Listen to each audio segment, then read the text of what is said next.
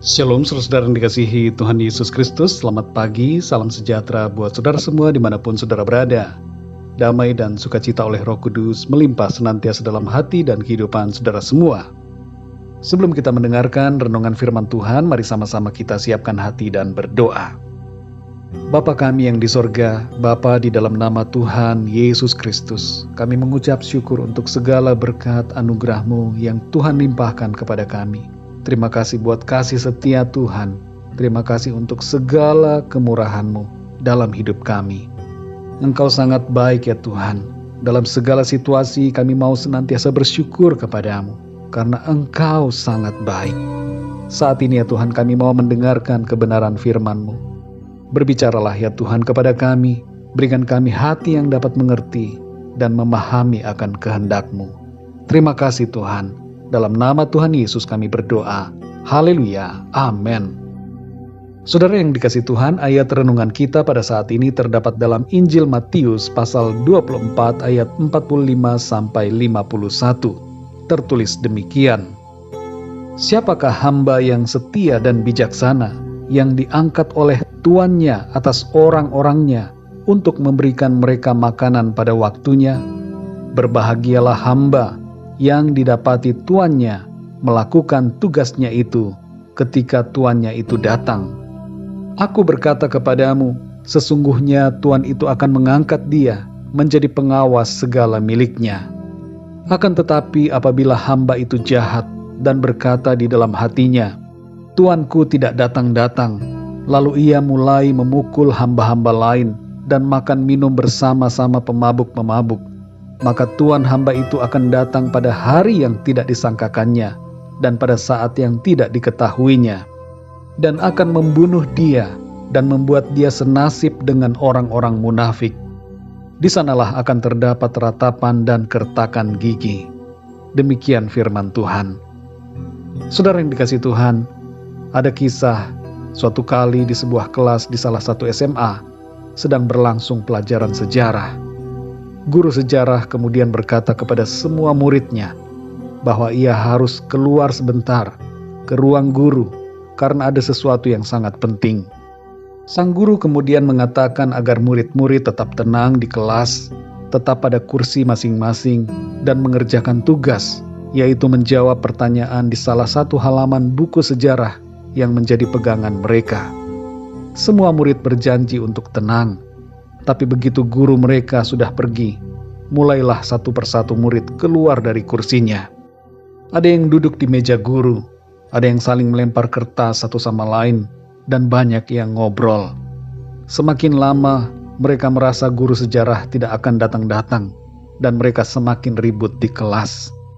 Tapi kemudian sang guru tiba-tiba sudah berada di depan pintu kelas, dan melihat kekacauan yang terjadi. Semua murid mendapatkan teguran karena mereka sudah merusak kepercayaan yang telah diberikan oleh sang guru.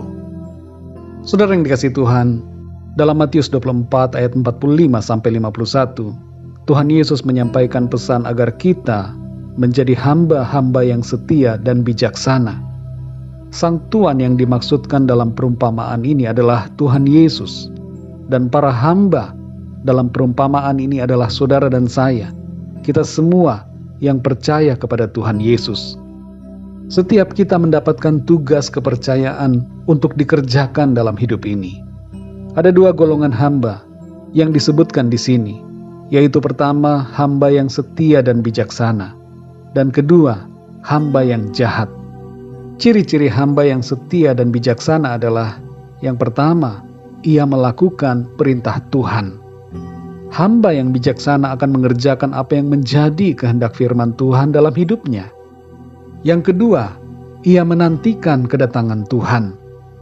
Hamba yang setia akan dengan tekun, sabar, dan penuh kerinduan menantikan Tuhan datang kembali untuk menjemputnya. Berkebalikan dengan hamba yang setia dan bijaksana itu, seorang hamba yang jahat mempunyai ciri-ciri sebagai berikut. Yang pertama, ia tidak melakukan apa yang diperintahkan oleh Tuhan. Meskipun sudah diberikan kepercayaan, tapi ia tidak memakai kepercayaan yang Tuhan berikan dengan baik. Waktu yang ada, justru dipakai untuk mengerjakan keinginan dirinya sendiri. Yang kedua, saudara, ia tidak menantikan kedatangan Tuhan. Hamba yang jahat tidak peduli akan kedatangan Tuhan, menganggap bahwa Tuhan tidak datang-datang, dan bahkan merasa senang bahwa Tuhan tidak akan datang. Padahal, tanpa ia ketahui, cepat atau lambat, Tuhan pasti akan datang untuk meminta pertanggungjawabannya. Saudara yang dikasihi Tuhan, mari kita gunakan waktu hidup kita dengan menjadi hamba yang setia dan bijaksana, yang taat melakukan kehendak Tuhan, mengerjakan tugas panggilan Tuhan, dan senantiasa dengan setia menantikan kedatangannya kembali. Mari kita berdoa, saudara. Bapa kami yang di sorga, Bapa di dalam nama Tuhan Yesus Kristus, terima kasih kami mengucap syukur untuk firman-Mu yang mengingatkan kami untuk senantiasa hidup dalam kebenaran-Mu, menjadi hamba yang setia dan bijaksana, yang melakukan perintah Tuhan dan menantikan kedatangan Tuhan dengan hati yang penuh kerinduan. Tolong kami Tuhan, mampukan kami ya Roh Kudus untuk selalu hidup seturut dengan kehendak-Mu. Ada banyak tantangan yang kami hadapi dalam hidup ini, yang hendak membuat kami terhanyut dengan arus dunia ini. Kuatkan kami Tuhan, supaya setiap kami tetap kuat di dalam-Mu, tidak merusak kepercayaan yang Tuhan berikan, tapi menjadi hamba-hamba yang bertanggung jawab, dapat dipercaya, yang setia melakukan apa yang menjadi kehendak Tuhan dalam kehidupan kami. Terima kasih untuk firman-Mu ya Tuhan. Berbicaralah terus ya Roh Kudus kepada setiap kami. Berikan kami hati yang mengerti akan kehendak-Mu secara spesifik bagi setiap kami. Di sepanjang hari ini ya Tuhan, kami mohon pimpinan-Mu atas setiap kami. Tuntun kami dalam setiap langkah, dalam segala aktivitas kami sepanjang hari ini. Biarlah dalam semuanya itu, nama Tuhan senantiasa kami muliakan, dan kami berjalan dalam kehendak Tuhan. Kami berdoa untuk setiap dari kami yang sedang mengalami masalah dan pergumulan, agar Tuhan Engkau campur tangan, memberikan kekuatan, memberikan pertolongan, nyatakan kuasa dan mujizat-Mu ya Tuhan. Sembuhkan yang sakit, kuatkan yang lemah, lepaskan yang terikat kuasa kegelapan, dan berikan jalan keluar kepada setiap kami yang sedang mengalami persoalan. Kami percaya Tuhan, Engkau selalu menyediakan jawaban atas setiap persoalan kami, dan Engkau memberikan kami kekuatan untuk kami terus bertumbuh dan keluar sebagai pemenang-pemenang. Terima kasih Tuhan. Kami percaya berkat dan damai sejahtera, kasih karunia Tuhan limpahkan dalam hidup kami. Terpujilah nama-Mu ya Bapa. Dalam nama Tuhan Yesus Kristus, Tuhan dan Juru Selamat kami berdoa dan mengucap syukur. Haleluya. Amin.